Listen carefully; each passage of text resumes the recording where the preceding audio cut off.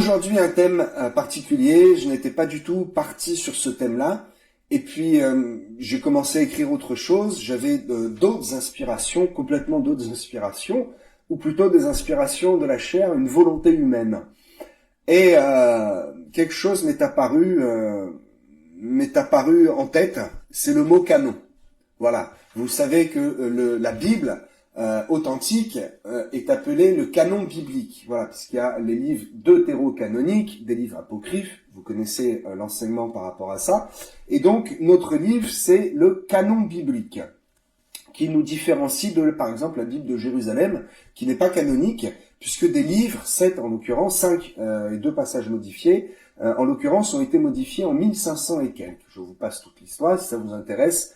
M'écrivez un petit message, un petit mail, je vous dirai toute l'histoire sur la Bible des catholiques et la Bible authentique, Concile de Carthage, voilà, une Bible que l'on connaît avec nos 66 livres. Et donc, le canon, c'est ce mot qui m'apparaît en tête. Pourquoi? Parce que le canon, ça veut dire quelque chose qui est droit, quelque chose qui ne bouge pas. Le canon est en fait une règle utilisée pour la mesure de plein de choses. Le canon va être utilisé pour mesurer le liquide, le poids et en l'occurrence les distances. Le canon, c'était une espèce de grande règle qui servait à mesurer les distances et on est toujours la même distance. Lorsqu'on bâtit un bâtiment de 25 coudées à Jérusalem et le même à Bethléem, et comment sait-on qu'un mètre fait bien un mètre? Donc on utilisait le canon. C'est pour ça qu'on dit la Bible canonique, puisque la Bible ne bouge pas, elle est une bonne unité de mesure, elle ne bouge pas dans le temps. Et donc c'est ce mot grec, canon, qui me tape comme ça en esprit, et je dis ok, le canon c'est quoi? Eh bien le canon c'est la régularité, la constance. Et la régularité, la constance va également avec la persévérance. Parce que dans ces temps de la fin, Dieu m'a parlé très très clairement pour cette fin d'année, je me suis exprimé, je ne peux pas tout dire publiquement, par rapport, je ne veux pas en choquer quelques-uns, mais par rapport à ceux qui sont tièdes, les froids et les bouillants. Peut-être je m'exprimerai au travers du message pour être plus clair. En tout cas, il y en a marre d'être en dents de scie. On ne peut pas, en tant que chrétien, ne pas être constant, ne pas persévérer et être irrégulier. Ce sont les gens du monde qui sont irréguliers, qui s'engagent et qui se désengagent, qui sont un jour au top et le lendemain tout en bas. Comme beaucoup ont fait des jeux de mots avec cette fameuse expression ou ce terme, cette appellation de Pentecôte. Voilà. Donc, je vérifie qu'il n'y a pas de problème technique. Voilà, c'est OK. Alors, la constance et la fidélité à Christ, je vous le dis, est beaucoup plus importante que de faire quelquefois des coups d'éclat, que de prier à genoux en pleurant pendant 1 heure et puis tout le reste de l'année, oublier de prier, même pas rendre grâce et ne pas aller à l'église. Aller à l'église pendant 2 mois, 3 mois et être un chaud bouillant et puis tout le reste de l'année, on oublie d'aller à l'église. Il est écrit dans Luc, chapitre 21, verset 19, « Par votre persévérance, vous sauverez des âmes. » Non, vous sauverez vos âmes. C'est pour nous en premier que nous devons être persévérants. Ce n'est pas pour montrer une bonne image de nous-mêmes ou une bonne image de l'évangile. Il le faut. Mais c'est nos âmes à nous que nous allons sauver. C'est ma propre âme que je sauve en étant persévérant dans l'évangile, en étant constant, en étant comme le canon, en grec, n'est-ce pas, souvenez-vous, le canon biblique. Luc 21, 19, « Par votre persévérance, vous sauverez vos âmes. » C'est un verset qui est très très important et qui est percutant. Je le dis toujours, enfin, c'est quelque chose qui me fait sourire et il est toujours plus facile de faire un 100 mètres que de faire un marathon. N'est-ce pas? Pour faire un marathon, il faut être persévérant, il faut être constant et il faut être régulier dans sa foulée. Ne pas partir comme un fou pour finalement après s'arrêter et tout abandonner et finalement faire demi-tour. Non, il faut être régulier. Je vais prendre un exemple que j'explique aussi lors des cours, l'exemple de la dîme. quelle est la plus grande importance dans la dîme? Est-ce que c'est absolument de respecter cette fameuse ordonnance des 10%, ou est-ce que c'est d'être régulier et de s'engager et de respecter toute sa vie son engagement? Je vous le dis, le secret de la dîme, c'est la persévérance, c'est la constance dans l'engagement que vous avez pris.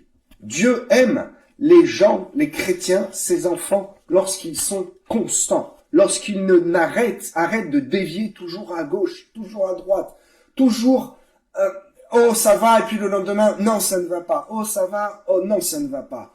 Il y a des épreuves dans la vie, c'est clair, mais soyons constants, soyons droits en disant oui Seigneur, ça va, oui je vais aller, ça va aller de mieux en mieux. Je ne lâche pas l'évangile. Ce n'est pas parce que ça ne va pas dans ma vie que je lâche l'évangile. Et puis un beau jour, je décide d'y revenir. Non, mes amis, vous connaissez le sort qui est réservé aux tièdes. Ne soyons pas tièdes, soyons constants. Combien prennent le baptême? Malheureusement, et c'est pour cela que je suis très sérieux lorsque je baptise des chrétiens, et malgré le sérieux, il y en a quand même encore des exemples.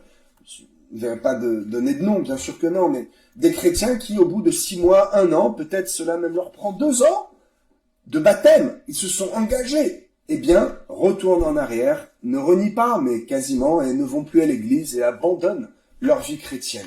Ils disent, oui, alors, j'ai ma communion, oui, j'ai la foi, oui, mon ami, tu as la foi, mais tu n'as plus aucune communion ni avec les frères et les sœurs, ni avec Jésus-Christ. Tu ne viens plus à l'église, ta foi est mise à l'épreuve. Comment tu peux encore prier 1 heure tous les jours sans avoir de communion fraternelle? Tu es inconstant. Dieu ne veut pas que tu sois inconstant. Pourquoi est-ce qu'ils n'arrivent plus à prier? Parce qu'ils ne viennent pas le rencontrer, ils ne viennent pas honorer Dieu, ils ne respectent pas l'engagement qu'ils ont pris lorsqu'ils sont entrés dans les eaux du baptême. Lorsque l'on va au baptême, on s'engage à dire « Père éternel, je serai constant et je serai régulier avec toi. Je mets ma vie en règle et je m'attache à ta parole, je m'attache à toi, je viens te rencontrer. » Alors il n'y a pas besoin d'aller à l'église pour rencontrer Dieu, nous pouvons le rencontrer dans notre chambre de prière, dans la voiture, bien entendu. Mais je constate que si Dieu a créé des églises, si Dieu a envoyé des apôtres, a fait des ministères de pasteurs et de docteurs, c'est pour qu'il y ait des églises, pour qu'il y ait des bâtiments ou du moins des endroits dans lesquels les chrétiens se réunissent dans le seul but d'honorer Dieu. Là où 2 ou 3 sont assemblés, tellement facile, tellement d'encre ont été coulées avec ce verset. Mais c'est tellement important, nous comprenons que Dieu se réjouit lorsque nous sommes 2 ou 3, lorsque nous sommes assemblés en son nom, et lorsque nous sommes irréguliers et que on boude l'église parce que le pasteur a dit quelque chose qui ne nous plaisait pas, parce que dans notre vie aujourd'hui ça ne va pas, parce que hier je ne me suis pas sanctifié, je ne me suis pas mis à part et je me suis couché tard, et je fais un peu la grasse matinée. Il y en a marre, je vous le dis, il y en a marre, Dieu en a marre. Et en 2024, les choses vont changer. Ne soyez pas tièdes, ou plus tièdes, réellement. Vous savez, en Christ, il n'y a pas de pause.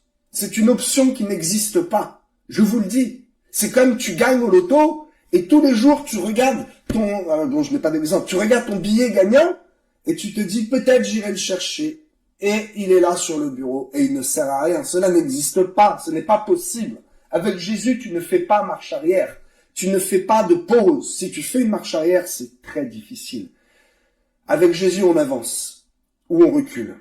On peut ralentir sa course, mais on ne peut pas s'arrêter. C'est comme si tu étais dans une pente, n'est-ce pas? Voilà, c'est une côte. Et le sommet, il faut atteindre le sommet. Et nous sommes dans cette côte. Et il n'y a pas de frein. Le frein n'existe pas. Donc soit tu enclenches le moteur et tu avances, peut-être doucement, parfois rapidement, parfois un peu plus doucement, c'est ton rythme. Mais en tout cas, si tu t'arrêtes, il n'y a pas d'option. Le moteur s'arrête. Souviens-toi, il n'y a pas de frein. Tu reviens en arrière. La dent scie. Ça n'est pas possible. Il faut arrêter ces comportements. Il faut devenir constant, régulier, fidèle et persévérer dans notre communion avec Jésus-Christ, persévérer dans notre vie de chrétien. Je vous parlais de la course. Je vais vous donner 2 versets bien connus de Paul, Paul à Corinthiens et Paul à Galates. 1 Corinthiens 9, verset 24. Ne savez-vous pas que ceux qui courent dans le stade courent tous, mais qu'un seul remporte le prix? Courez de manière à le remporter.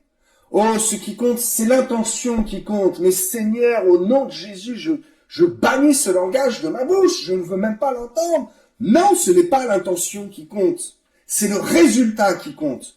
Oh, j'avais envie de me baptiser. J'avais vraiment envie d'être fidèle à Dieu, de venir à l'église. Mais je n'ai pas persévéré, c'était trop difficile. Dieu verra mon cœur. Ah, mon ami, oui, Dieu va voir ton cœur, va voir que ton cœur t'a dit va à l'église et que ta chair a été plus forte. Voilà ce qui va se passer en 2024. Faites très attention, mes amis, je n'ai pas l'habitude d'avoir une prédication sévère et d'annoncer des choses sévères. Mais Dieu est un Dieu de justice, Dieu est un Dieu d'ordre. Et à un moment donné, quand l'enfant ne se comporte pas comme il faut, eh bien, il y a une bonne expression qui dit il faut serrer la vis. Et je vous le dis, en 2024, la vis va être serrée. Galates, chapitre 5, verset 7. Vous courriez bien. Qui vous a arrêté pour empêcher d'obéir à la vérité? Vous courriez bien, ceux qui montent, et puis d'un seul coup, ils s'arrêtent, et qui reculent. On court. Qui vous a arrêté? Il n'y a aucune excuse. Qui vous a arrêté pour vous empêcher d'obéir à la vérité? Nous y voilà, la vérité de l'évangile. La vérité biblique doit te pousser, mon ami, à toujours aller de l'avant, à toujours enclencher le moteur et à ne jamais t'arrêter. Tu peux regarder un peu en arrière et dire « Hey, j'ai monté déjà tout ça. Waouh, il y a des choses dans ma vie aujourd'hui qui sont difficiles. Et passer la 3e est compliqué. Je vais rester en 2e. Et je vais m'économiser et prendre des forces pour aller encore plus vite. Parce que c'est la fin des temps. Et parce que m'arrêter n'est pas une option. Je dois être, comme le canon biblique, je dois être constant et régulier. C'est comme ça que l'on obtient des choses. Et même dans le monde, ça marche comme ça. Celui qui fait un coup d'éclat et qui disparaît, qui refait un coup d'éclat et qui redisparaît ne réussit pas. Celui qui se maintient à un niveau, certes peut-être moyen, mais qui maintient toujours ce niveau, ne peut pas rester à ce niveau. Il va forcément progresser. Et sur la durée, il va commencer à être réputé, à être reconnu comme étant efficace, à avoir sa boutique. Le gars, il a sa boutique, paye pas de mine, il n'y a pas une super belle enseigne, mais on sait que le gars, il est régulier. On sait que tous les jours, de telle heure à telle heure, il est là. Et ça depuis 10 ans. C'est ça qui fait sa réputation, c'est ça qui fait que la boutique fonctionne. C'est une image, vous l'avez compris. Mais nous devons, nous, chrétiens, et je le répète, avoir un comportement d'excellence, un comportement de régularité et de fidélité, non pas seulement envers des hommes et envers notre bâtiment, mais envers Jésus-Christ. Être régulier. Lisons un verset maintenant, où vous allez comprendre qu'il faut vraiment être persévérant. Et pour être persévérant, c'est persévérer. C'est persévérer. Le mot, je ne vais pas vous faire une définition de Wikipédia, mais persévérer, ça veut bien dire être régulier, continuer malgré tout. On continue encore et encore. Jacques, j'aime beaucoup Jacques parce que ce sont des enseignements qui sont d'une simplicité. Tellement simple que parfois même on se complique trop. Jacques, chapitre 1, verset 4. L'épreuve de votre foi produit la patience. Si vous avez comme moi une version Louis II 1910, c'est ma préférée. Toutefois, il y a non pas des erreurs, je ne veux pas dire et juger Louis II qui aurait fait des erreurs. Il y a peut-être des interprétations qui auraient pu être plus pertinentes. Du moins, avec le temps et la connaissance qui augmente, je m'aperçois personnellement qu'il y a des mots où la traduction, aurait pu être mieux choisie. En l'occurrence, nous y sommes ici dans ce verset de Jacques 1, verset 4. L'épreuve de votre foi produit la patience, c'est-à-dire que notre foi qui est mise à l'épreuve, les épreuves dans notre vie produisent la patience, nous rend patients.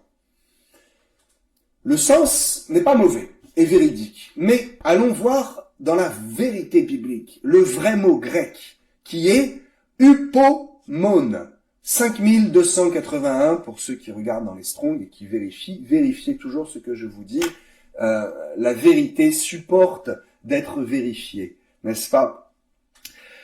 Le mot hypomoné est en fait la persévérance, l'endurance, la constance.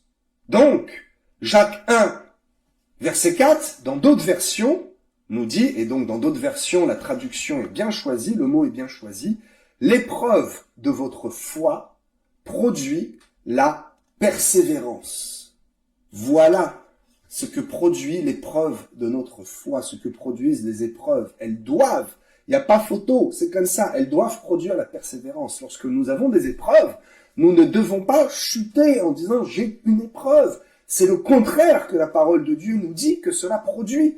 Elle produit au contraire une persévérance. Nietzsche l'avait bien compris. Ce qui ne nous tue pas nous rend plus forts. C'est inspiré de la parole de Dieu. Comme nous sommes constants, comme nous sommes réguliers, lorsqu'il y a un problème, qu'est-ce que ce problème produit? Cela produit en moi de la persévérance, hypomoné. Cela me rend encore plus dur, encore plus endurant. Et cela finalement produit quelque chose de bon et me fait aller encore plus vite dans cette fameuse côte qui est la vie chrétienne, dans cette fameuse course dont l'apôtre Paul fait mention dans 1 Corinthiens chapitre 9. J'ai eu cette phrase et qui a résonné, et peut-être quelques-uns vont sourire et vont se souvenir de ce message, peut-être juste grâce à cette phrase. La vie est courte, n'est-ce pas? Mais elle nous paraît longue. Il faut persévérer parce que même si la vie nous paraît longue, elle est très courte. C'est un paradoxe. Alors cet homme, je crois que c'est un acteur, je ne sais plus qui disait, la vie est courte, mais ce sont les journées qui sont longues, n'est-ce pas? La journée est longue, mais la vie est courte. Et c'est un beau parallèle que de citer ça, puisque si nous trouvons les journées longues, n'oublions pas que la vie, elle, est courte. Et lorsque l'on regarde un peu derrière, même les personnes qui sont jeunes vont se dire déjà 5 ans, déjà 10 ans. Les personnes de ma génération vont se dire « Ouh, ma jeunesse était il y a 20 ans, mais c'était hier, c'était avant-hier. Je me suis couché une journée, 2 journées, et puis j'ouvre les yeux et ma vie de famille est là. Je suis marié depuis déjà longtemps. Et tous ces souvenirs qui me paraissent si frais sont déjà si loin. La vie est courte, mes amis. Il n'est pas si difficile que ça de se maintenir et de persévérer. Ce que nous dit la parole, nous devons persévérer. Alléluia.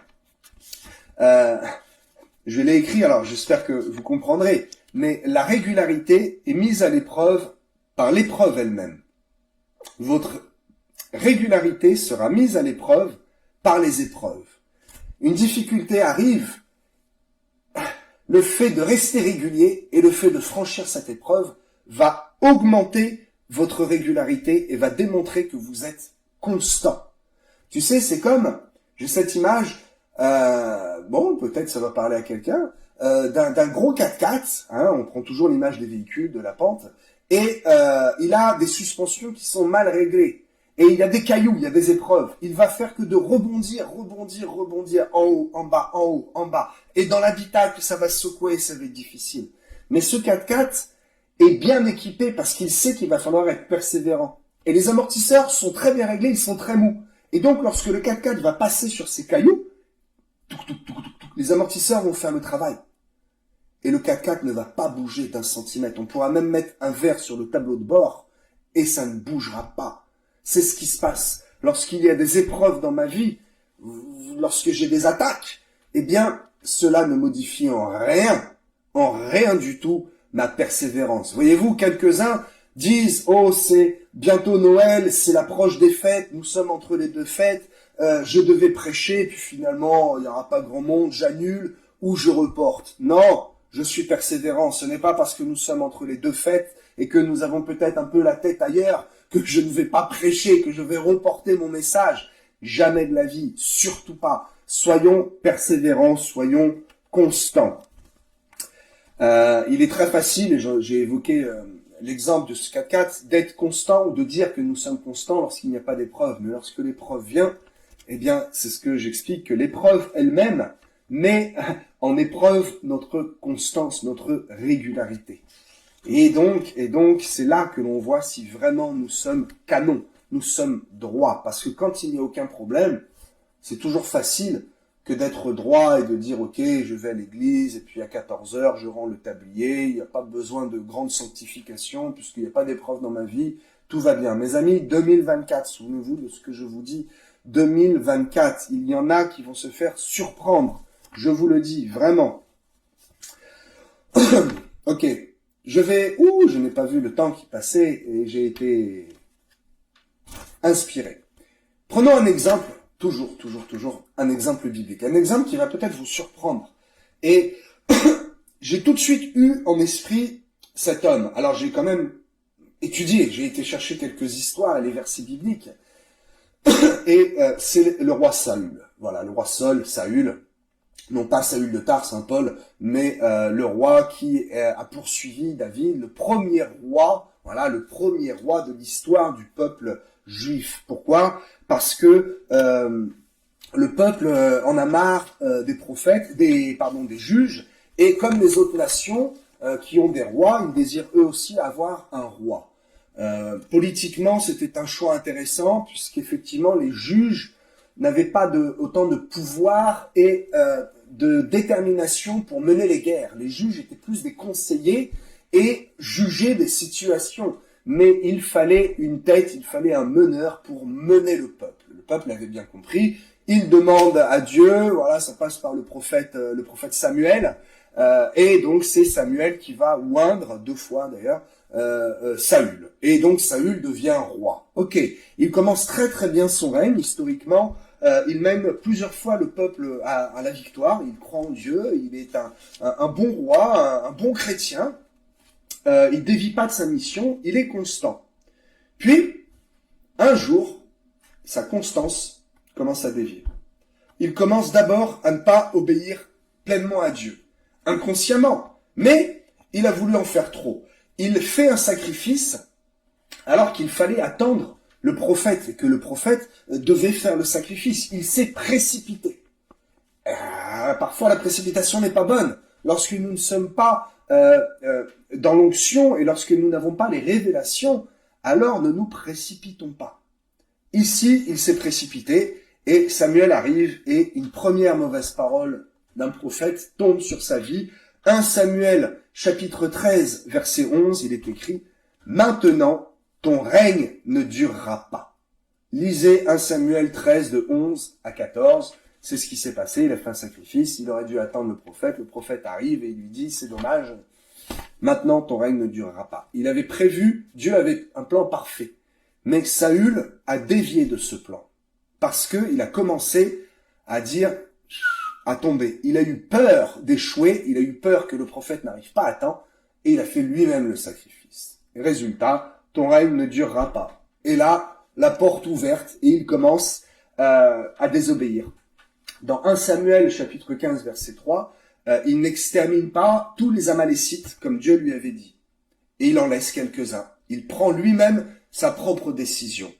Puis ensuite même, il ment carrément à Samuel, il ment au prophète, il ment aux représentants de Dieu. Combien de chrétiens m'ont menti les yeux dans les yeux? Oh Seigneur, ils ne sont plus là pour une majorité, ils ne sont plus là aujourd'hui.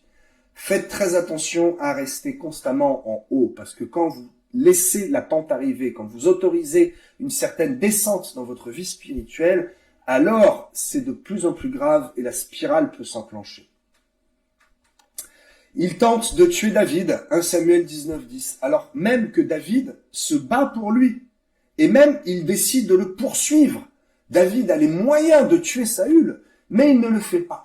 Parce que Dieu ne lui a pas demandé. Et on voit ici la naissance d'un futur roi qui, lui, est tout le temps en haut. Même quand il est poursuivi, même quand il est chassé, il trouve moyen de se débrouiller, de se cacher, d'avoir une armée à sa disposition, d'avoir des gens avec lui. Et il continue de mener le bon combat, il continue d'être ce pourquoi il a été fait. Mon ami, tu n'es pas fait pour baisser les bras et tu n'es pas fait pour regarder par terre et être soumis au monde. Je parle du monde, aux mauvaises autorités du monde. Être soumis à l'esprit du monde.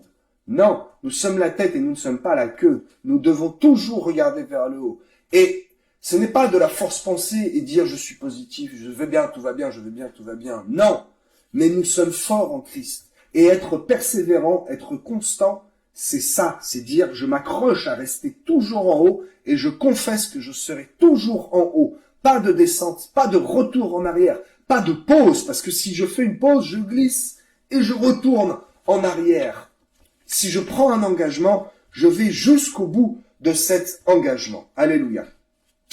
La chute de Saül arrive, puisque malgré qu'il est chassé, 1 Samuel 28:3, malgré qu'il est chassé, il est écrit, ceux qui invoquent les esprits et les spirites, les voyants. Lui-même va voir une voyante, une femme voyante, vous lirez 1 Samuel 28, c'est assez choquant. Il chasse d'abord parce que Dieu lui demande de chasser, lorsqu'il est en haut, il chasse les voyants, et puis voilà qu'il chute. Et maintenant, c'est lui-même qui va consulter les spirites et ceux qui invoquent les esprits. 1 Samuel 28, vous le vérifierez. Comment termine sa vie? Eh bien, sa vie ne termine pas en haut, sa vie termine en bas. 2 Samuel 31, 5. Il termine quasiment dans la folie. Il est tourmenté, souvenez-vous, je vais accélérer puisque le format est court normalement. Lorsqu'il jette sa lance contre David, David vient pour l'apaiser en jouant de la harpe. Et il est pris d'un accès de folie, il jette la lance, il le loupe, heureusement, c'était prévu de toute façon.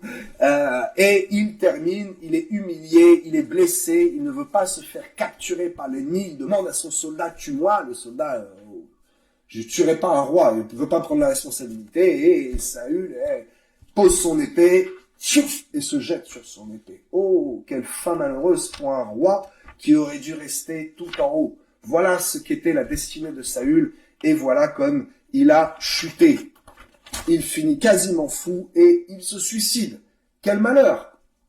À cause de quoi? À cause de ce qu'il n'a pas couru la course jusqu'au bout. À cause de son irrégularité. Il est passé à côté de beaucoup de choses dans sa vie et certainement dans sa vie d'après. Il a loupé énormément de bénédictions. Alléluia, je terminerai là-dessus et je vous dirai... Ne commencez pas l'année en étant irrégulier. Ne commencez pas l'année en bas. Vous risqueriez de la poursuivre et de la finir en restant en bas.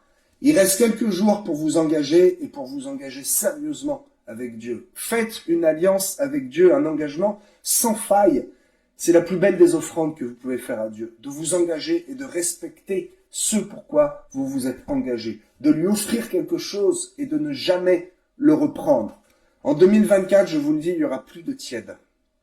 Soyez chaud ou froid, parce que les tièdes, bon je vais le dire, parce que les tièdes, ceux qui stagnent et qui reculent, Apocalypse 3, verset 16, ainsi parce que tu es tiède et que tu n'es ni froid ni bouillant, je te vomirai de ma bouche. Mes amis, nous n'avons pas 3 options, nous n'en avons que 2. Soit nous sommes persévérants, nous sommes réguliers et constants et nous continuons de monter vers Dieu, nous continuons d'avancer, de progresser dans la connaissance, dans la mise à part, dans notre comportement d'excellence, soit nous arrêtons, et si nous arrêtons, nous faisons marche arrière et nous chutons, nous retournons à nos vomissures, nous devenons tièdes, et voilà ce qui arrive, le sort qui est réservé aux tièdes, ils seront vomis. Alléluia.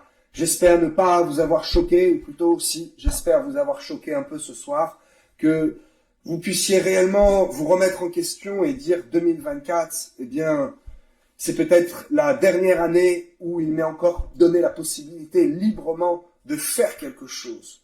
Puisqu'il y aura une grâce avant le retour de Jésus, avant l'enlèvement, il y aura une grâce, Dieu va revenir enlever son église glorieuse. Il ne va pas enlever une épouse qui est souillée. Il va enlever une épouse qui est blanche et qui a lavé sa robe, qui est prête à être enlevée. Il y aura donc une période de grâce. Mais au moment de rentrer dans cette période de grâce, ce sera trop tard pour dire « j'ai pu être persévérant ». Ce sera facile d'être persévérant à ce moment-là. Il y aura des réveils. On aura envie d'aller à l'église tous les jours parce qu'on verra des miracles. Ce sera très facile. C'est maintenant qu'il faut être persévérant et c'est maintenant, mes amis, qu'il faut démontrer ce comportement d'excellence.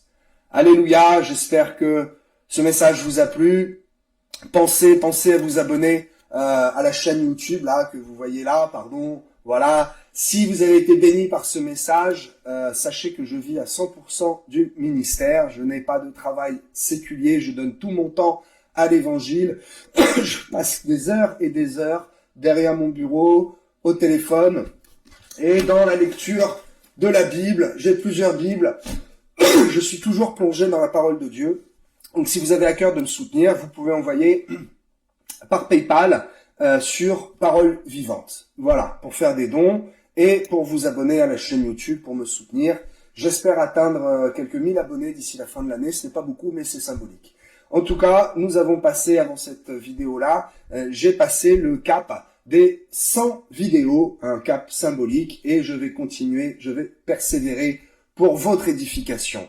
Soyez bénis, je vous aime et je vous bénis dans le doux nom de Jésus. À très bientôt, au revoir.